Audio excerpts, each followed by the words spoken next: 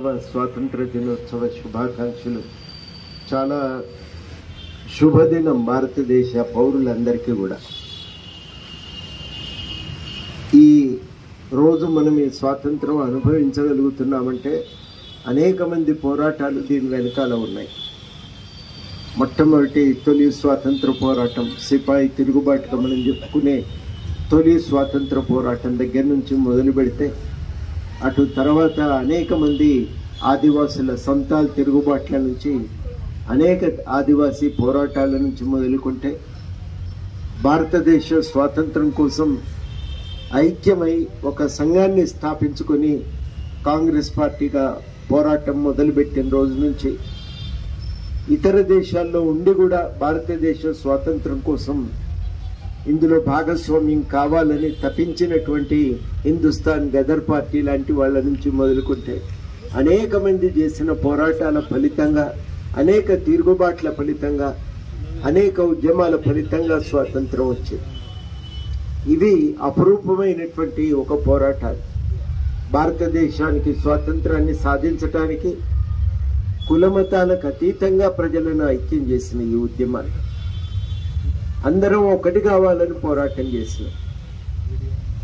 సుభాష్ చంద్రబోస్ గారు బర్మాలో సమావేశం పెట్టి అందరినీ పిలిచి భారతదేశ స్వాతంత్రం కోసం త్యాగం తప్పదు, సిద్ధం కావాలని పిలుపునిచ్చి ప్రతిజ్ఞ చేయవలసిందిగా అందరినీ కోరాడు.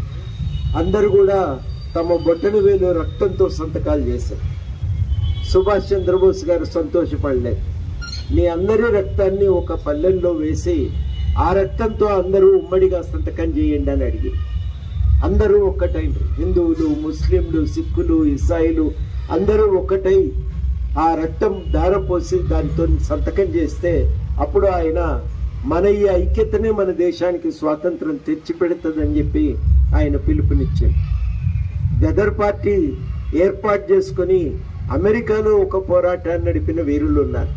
రైల్వే లైన్ నిర్మాణం కోసం కెనడాకు, అమెరికాకు వెళ్ళినటువంటి అనేక మంది భారతీయులు అక్కడ ఒకటై హిందుస్థాన్ గదర్ పార్టీని 1913లో మన ఆయన కూడా పుట్టలే అప్పుడు ఇంకా ఆ కాలంలో గదర్ పార్టీని ఏర్పాటు చేసుకొని ఆ గదర్ పార్టీకి శాన్ ఫ్రాన్సిస్కో నగరంలో ఒక ఆఫీస్ తెరిచి అక్కడి నుంచి వాళ్ళు కార్యక్రమాలు నిర్వహించారు. అందరం కలవాలి, ఒకటి కావాలి, ఒకటై ఒక తాటి మీదకి వచ్చి పోరాటం చేయాలని వాళ్ళు పిలుపునిచ్చారు. అట్లాంటి ఎన్ని పోరాటాలు, సంతాల్లో తిరుగుబాట్లు 1813 నాటికే అవి ప్రారంభమయ్యాయి. అంత పెద్ద ఎత్తున భారతదేశంలో బ్రిటిష్ వలస పాలనకు వ్యతిరేకంగా తిరుగుబాట్లు సాగినాయి. చాలా మంది ఏళ్ల తరబడి జైల్లో మగ్గారు. గాంధీ, నెహ్రూతో యుక్తంగా అనేక మంది వాళ్లను బ్రిటిష్ పాలకులు నిర్దయతో వాళ్ళను ఉరిదీశారు.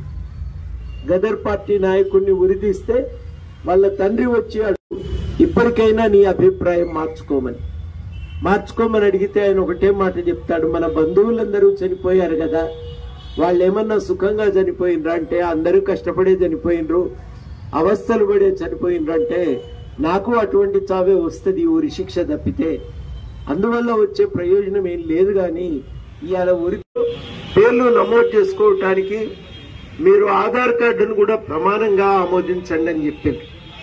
ఆధార్ కార్డు లేకపోవటం చేత ప్రమాణంలో ఓటర్ కార్డు లేకపోవటం చేత చాలా మంది ఓటు హక్కును కోల్పోయే ప్రమాదం ఏర్పడ్డది.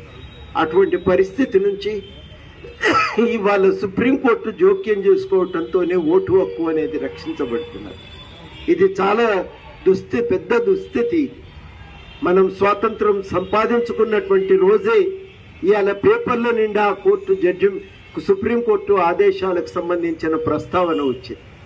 ఆ ప్రస్తావన చూస్తుంటే నిజంగా స్వాతంత్రం వచ్చి 78 ఏళ్లు గడిచిపోయిన తర్వాత 79వ ఏట అడుగు పెడుతున్న సందర్భంగా కూడా మనం ఇవాళ ఇంకా ఓటు హక్కు కోసం ఈ రకంగా ప్రయత్నం చేయవలసిన పరిస్థితి రావటమే చాలా బాధాకరం అని చెప్పి వాళ్ళు అనిపించింది. ఆ స్థితి నుంచి మనం బయటపడాలి. ఎన్నికలు కిందో మీదో పడి గెలిచి అధికారం చేజిక్కించుకుంటే చాలు అనే తాపత్రయం పనికిరాదు. దీనికోసం ఆ రోజు ఎవరు పోరాటం చేయలే. ఎక్కడో అమెరికా పోయి హిందుస్థాన్ గదర్ పార్టీ పెట్టి ఉరిశిక్ష వేస్తుంటే 19 ఏళ్ల యువకుడు నా ప్రాణం పోతే పోవచ్చుగాక, కానీ ఇది గౌరవప్రదమైన చావు అని చెప్పి ఆయన ఎంచుకున్నాడంటే మనం నిజంగా ఇవాళ జరుగుతున్న పరిణామాలు చూస్తే సిగ్గుపడవలసిన అవసరం. ఇవాళ తప్పకుండా ఈ పరిస్థితుల్లో మనం స్వాతంత్రాన్ని కాపాడుకోవటానికి ఐక్యం కావాలి. ఓటు హక్కు రద్దు కోసం జరుగుతున్న కుట్రలను కూడా మనం ఎదుర్కోవాలి. ప్రజలందరికీ రాజ్యాంగం ప్రసాదించిన హక్కుల పరిరక్షణ కోసం ఐక్యం కావాలి. కుల మతాలకు అతీతంగా ఇవాళ చాలా గొప్ప విషయం ఏంటంటే ఎక్కడ పడితే అక్కడ స్వాతంత్రం దినం జరుపుకుంటున్నాం. చాలా గొప్పగా జెండా వందనం చేసుకుంటున్నాం. ఎందుకు చేసుకుంటున్నామంటే ఒక కొత్త జీవితాన్ని ప్రసాదించింది స్వాతంత్రం. ఆ కొత్త జీవితాన్ని మనం ఐక్యంగా నిలబడదాం, కాపాడుకుందాం అనేది ఇవాళ తాపత్రయం.